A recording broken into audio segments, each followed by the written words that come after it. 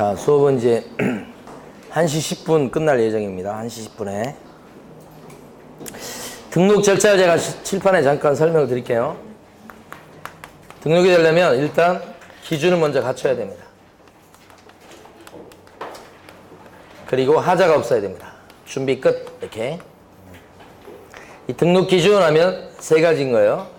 자, 실, 사. 이렇게. 그러면 등록 신청할 수 있다. 이렇게. 등록 신청은 어디 가서 하느냐? 등록 신청은 등록관청에 쫓아가서 한다. 자, 등록관청 그러면 어디예요? 조그만 시장, 군수, 구청장. 조그만 시를 얘기해요. 서울시장, 부산시장 이런 거 빠지는 거예요. 그리고 구청장이 있으면 무조건 구청장이고 구가 없을 때만 시장이 되는 거예요. 광명시가 그렇죠? 광명시장은 될 수 있어요. 전부 다 기준은 사무실 기준. 등록 신청 자격은 두 사람한테만 주어집니다. 증을 갖고 있는 공인인증사 아니면 법인.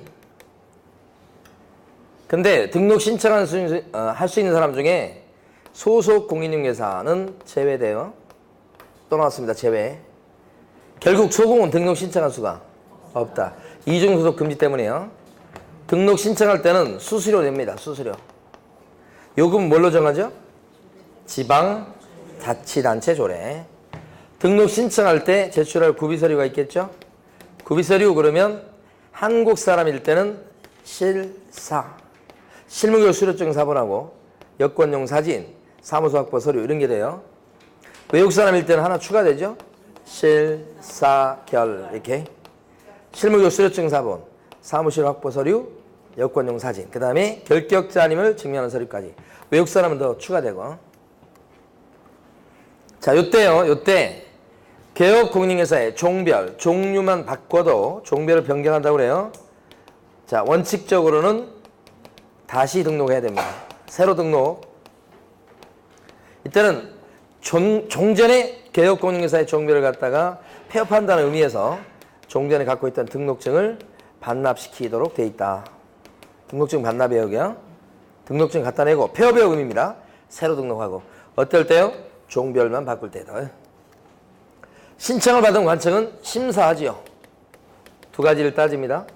등록 기준을 잘 갖추었는지 따지고 하자가 있는지를 또 알아보죠. 신원조회를 통해서.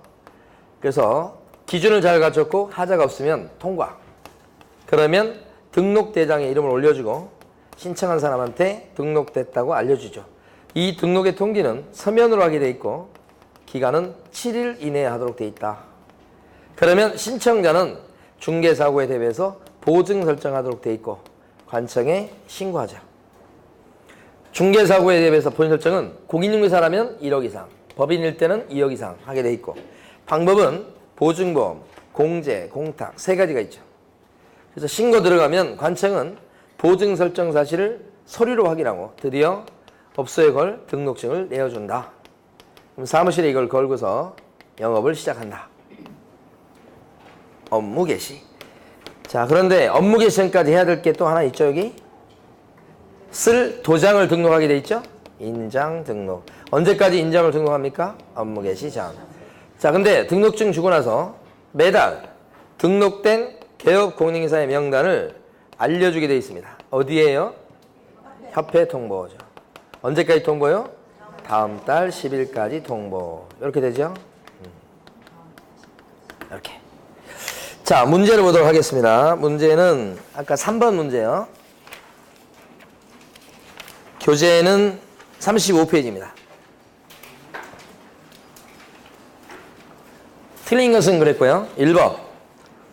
중개사무소 개설 등록할 수 있는 자는 법인과 모든 공인중개사다 그랬어요. 여기가 틀렸죠?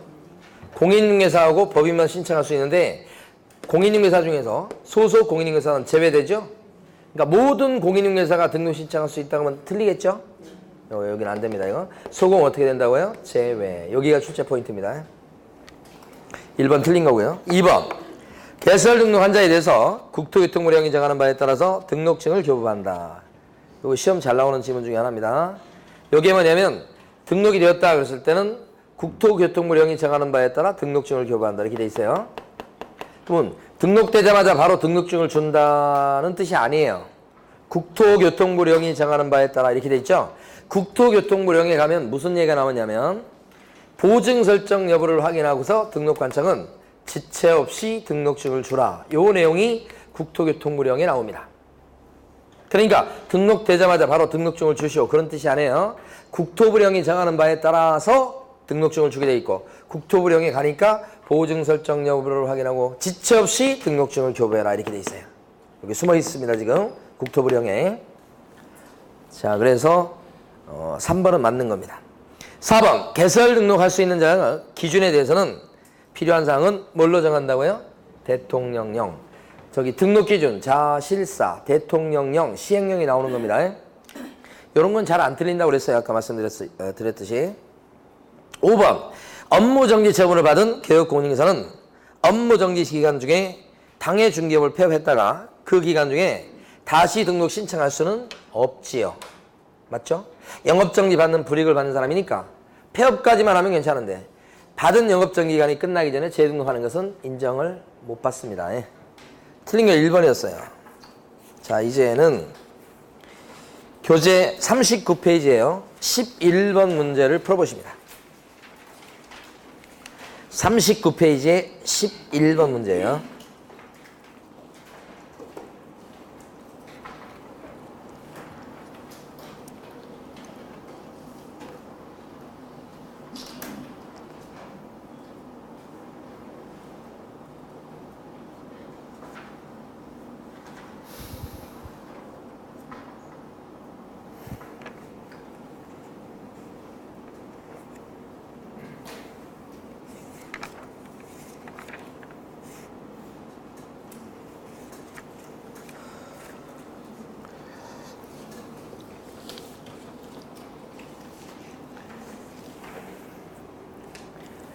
자, 지금 보니까 신규로 등록 신청할 때 구비서류를 물어보고 있습니다. 한국 사람이에요. 갑 입장에서 봤을 때 구비서류가 뭐냐 그러면 실사니까요. 자, 2번에 니은번에 나와 있는 실무격수료증 사본하고 그 다음에 디귿번에 나와 있는 사무소 확보 서류하고요. 미음번에 나와 있는 여권용 사인 요 세 가지가 일단 구비서류인 겁니다. 원래는. 그런데 문제는 뭐냐면 공동 사용하기에 이르니까 이럴 적에는 기존의 업자인 을에 사용 승낙서가 더 들어가야 되겠죠. 그래서 구비서류가 원래는 니은번, 디귿번, 미음번이었는데 하나 추가돼서 리을번이 들어가서요. 네 가지가 됐죠. 그러니까 정답은 몇 번이냐면 5번이죠. 5번. 맞죠? 자, 15번 문제 풀어보십니다.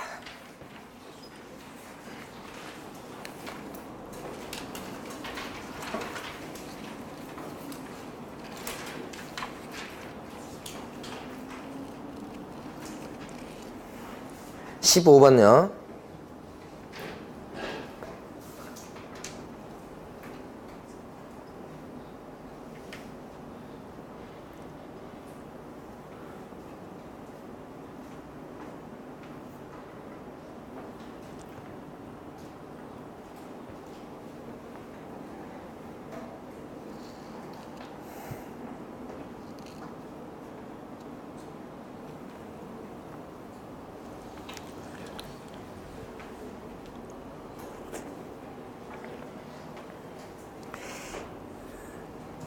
자, 기억번 A군에 등록이 되어 있는데 또다시 A군에 등록하면 당연히 이중 등록입니다.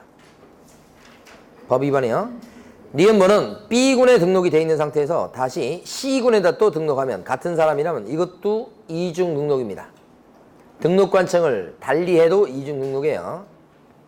디귿번은 개공갑이 갑에게 고용되어 있는 보조원이 있어요. 이 보조원은 법인 을의 사원이 될 수가 없죠. 이중 소속 금지 때문이죠. 보조원이면서 임원이나 사원 될 수 없는 거 아니에요. 맞죠? 리을번은 이중 소속 금지에 위반됐을 때는 1학년 일반이죠. 다 맞는 거죠. 정답 5번.